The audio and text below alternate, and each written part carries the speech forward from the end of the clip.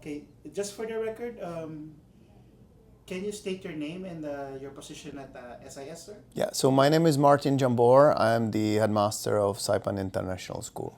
So, a little bit of the background. When did you assume the responsibilities as headmaster at the school? And how's the transition so far? Okay, well, I actually joined Saipan International School as a teacher 2 years ago. I was teaching here for about a year, and then this opportunity arose, and I was approached by the board members when they offered me a position of headmaster. So I was aware of this since April this year, so pretty much at the end of the school year, past school year, 2024/2025. Transition was very quick because we all knew Dr. Snyder will be leaving. But it was fun, and he did everything he could to make sure the transition is smooth for me. We did some stuff in May, and then he was able to stay a little bit longer. He actually just left Ireland last week, so he kind of shadowed me and stay behind in Saipan. So he made it very, very easy for me in terms of smooth transition. Mm-hmm. So, you talked about your career in the hotel business, but a lot of people didn't know that you have a master's degree in education, and it was the career you were looking forward to before plunging into that hotel career. Can you talk about that? Yeah, I've completed my master's degree back in 2007, and this is, yeah, it's almost 20 years ago, back in Prague at the Charles University. And I always wanted to kind of, be involved in education and schools. But somehow while I was studying the master degree, I started working in the hotels as well. And I ended up being a quite successful hotelier for past 2 decades. But 2 years ago, I kind of felt like, sometimes when you love something for 2 decades, you reach the point maybe you don't feel that you can give anymore, or you also you can't receive anymore. So I felt it was a time for me to maybe follow my original roots, and that's why I applied for teaching position at Saipan International School, and surely enough, here I am now as a head of the school. And you started as a PE teacher. I did start it as a PE teacher because as a side hobby and also passion, and I think that's well known. Soccer is my big passion. So I have been a soccer coach for past 2 decades as well. And since I arrived to this island 11 years ago, I've been involved in soccer. Yeah. And can you talk about your hotel career you start on Saipan? You started at Kanoa, right? I started actually when I arrived in 2014. I started at Fiesta Resort as a director of operation. I was at Fiesta for 2 years, and then I got promoted as a general manager to Kanoa Resort, and I had an amazing time with my team there. And I stayed through the good times and bad times, because we also, as people might remember, Kanoa Resort became a main quarantine facility for CNMI. So we were there also during the COVID, serving the community and making sure that we are protecting our people and the island during the pandemic. And then after the pandemic, I joined the pre-opening team of Crowne Plaza Resort. So I became a resort manager shortly after that. So I stayed about 2 years at Crowne Plaza Resort prior to my teaching experience at Saipan International School. Let's move back a little. Before coming to Saipan, you worked in Prague. Yeah, I spent about 3 years in Australia, Sydney, when I did study travel and tourism, and it was my early student years when kind of like I was enjoying my life, but also like really putting my feet into the tourism business. Then I went back to Prague, and I started my hotel career in a little smaller boutique design hotels with about 110 rooms. And I think that's kind of set my destiny for next 20 years. Luckily enough, I also had a very supportive owner who sent me to Cornell University in 2012 when I had the opportunity to study the general manager program up there, which linked me to Saipan because one of my classmates was from this region, and basically 2 years later I got offered to become a number 2 at Fiesta Resort. Wow. Yeah, life is sometimes, interesting how things are linked and written for us So can you in the talk about future. your move to Saipan? So just because of a classmate, and then so far, how do you love your life here? I mean, to be honest, me and my wife, the time I got the job offer, our son was 2.5 years old, and we were at home, in the beautiful city of Prague, completely city life, completely settled down in Europe, and this opportunity came, and we said, why not? Let's go for 1 year gig. Let's go and let's try live in tropical paradise, and here we are 11 years later. So. Of course, this always comes up, right? How different is running a school, an international school, to running a hotel? People might think it is different, and obviously, in a sense, it is. But me coming from the business background and where I spent, as I said, 20 years, I was always able, and I feel lucky being able to do it, leading diverse team, leading people from all around the world, with different culture, different beliefs, different experiences, and coming to international school, it actually really well connects, right? Because again, in here I also have a team of teachers from different countries, from various corners of the planet, but also the students, right? We have students from Korea, China, we have kids from CNMI, we have some kids from Europe, we have kids from mainland. And I think my past 20 years really helped me to understand that when you are in international environment, that you need to have a different approach to different culture and different approach, but it's all meld together as a beautiful picture and outcome. So from taking care of guests to nurturing minds, that was the I change. guess that obviously, with customer service, I guess that's where the difference is, right? The customer service, you make sure that the guests are satisfied and happy during their stay. At school and in here at Saipan International School, it goes beyond that point. Obviously, we are responsible to help our students to, get them into the college, set them in the pathway for their, next journey, whatever it's a study, whatever is their future job, whatever you name it. But we are responsible beyond the experience itself. They obviously need to feel safe and well educated at school, but we are also responsible for what's next after they leave the school. And at the hotel, at the checkout, I say bye, and I hope you had a lovely stay.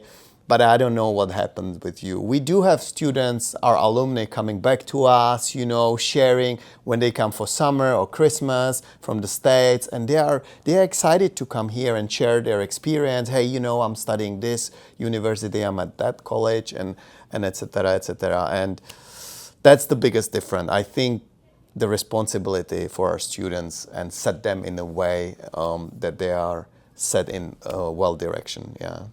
Okay, next question.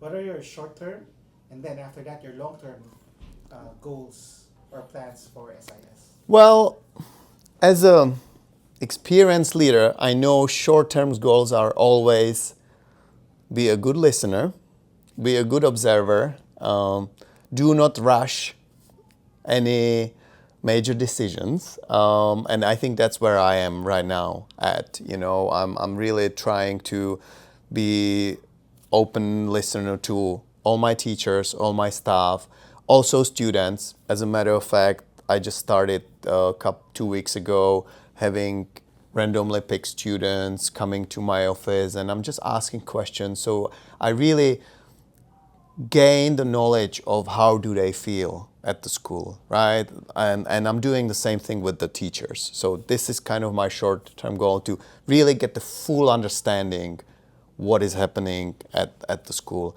And as a long term, yeah, obviously long term is to put Saipan International even much bigger on the map. I mean, we are well known as a amongst one of the best private school on island, if not the best. Keep that standard, and go beyond, try to connect with other international schools outside of CNMI, because I think that's what could be a good opportunity for us, whether it's to exchange student or whatever, to compete on any, this is me as a coach, talking, compete on international level, and etc., etc. So yeah, I guess connections worldwide, that's kind of my long-term vision. Mm-hmm. And so far, how has the faculty and the students welcomed you? Well, I had that advantage that I was able to be a teacher here for a year. So I think that makes the whole thing way easier for me to come. Of course, some of the students, some of the parents were, oh, what's happening? PE teacher becoming headmaster, that's something interesting, But then I shared my background, and I shared that I'm actually, had study education, and I do hold master degree in that. And I think that's kind of settle dust down, and people realize, oh, we didn't know, as you mentioned at the beginning of the interview. Yeah, so it's been wonderful. Honestly, it has been wonderful, and being here, this is my home now for sure. Yeah. And Dr. Ron actually had big shoes, right? So was it difficult to fill those shoes? Actually, not difficult if you take it in the right way, right? His legacy here and what he has done here for a decade. I think he was a headmaster here for 9 years, if I'm not mistaken, so almost a decade. His legacy is huge here, and it goes beyond. And again, for me, if you take it the right way and you continue what he has established and just nurturing his things, and maybe as a long term, again, just to expand, that's actually quite easy for me, because he has done all the foundation here. And yeah, And you had a few months under his mentorship. That's right. And I was reporting to him as well, as a teacher. Having my son here at the school, I actually had the chance also to meet him as a parent. So all of these three things now are kind of putting together, and I'm trying to use it wisely as a tool. Okay. Now, shifting gears. Yeah. A bit. Can you talk about your family and then hobbies outside of SIS, or school administration? Sure. Yeah. So luckily, both of us, me and my wife, we are very, athletic. So my wife is daily at the gym. She used to be a professional gymnastian back in home. And so we've been very active. My son's been very active in soccer. He also does represent school for cross country, track and field. And myself, I've been quite heavily involved in club coaching when it comes to soccer. So I've covered pretty much all boys competitive league or teams, from U12 until up to U17, which keeps me busy after school. Yeah. And your son is how old?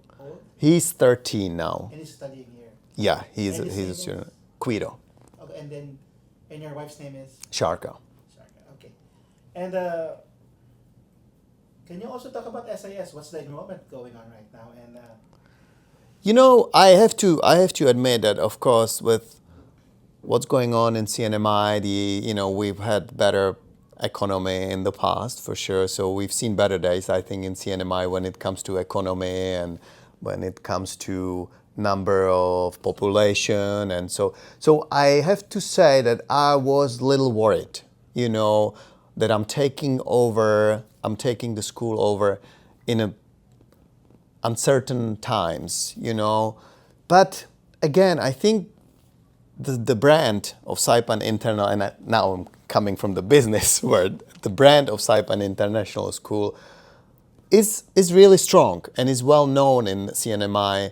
So it actually turned that the enrollment is almost equal as we had it last year. Yeah, we are probably short by 5 students, which, to be honest, I was concerned it's gonna be much more worse. But we still accepting students. We have opportunity in elementary school and middle school as well. As a matter of fact, just last night, someone had reached out to me with inquiry for 3 students. So very soon we might be on the level that we were last year. So And the faculty, how many teachers do you have? So we are about 15 teachers, and we are around 250 students at the moment.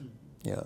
Well, at least it's not like what's happening to PSS now with the budget cuts, right? Yeah. So you always have to look at the, what's happening. That's good. Absolutely. Yeah, it's been concerning, but luckily so far so good here. You're not gonna have like no air conditioning. No, no, we are not in that position. Well, again, we're all well set for next couple of years, and we are hoping that the economy will pick up, and hopefully we get population growing back. Yeah. Anything else you want to share before we conclude the interview, sir? Well, I guess that's just a message for the community. Now everyone's gonna know that the hotelier also has some education background. And I just want to say that as a person, I'm really not changing, and people who knew me from the business, I can assure them that I'm still the same person. I pretty much, through my career, had the open door policy. And I know it might sound like a phrase, but it's not. And you can ask all of my students and teachers. Anyone can come to me, whatever it's concern, whatever is initiative, whatever is feedback.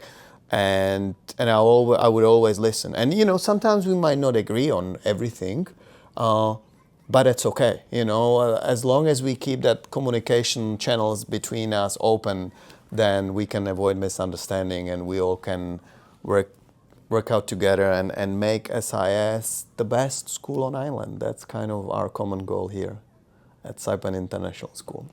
Okay, thank you, sir. Thank you very much. Thank you so much.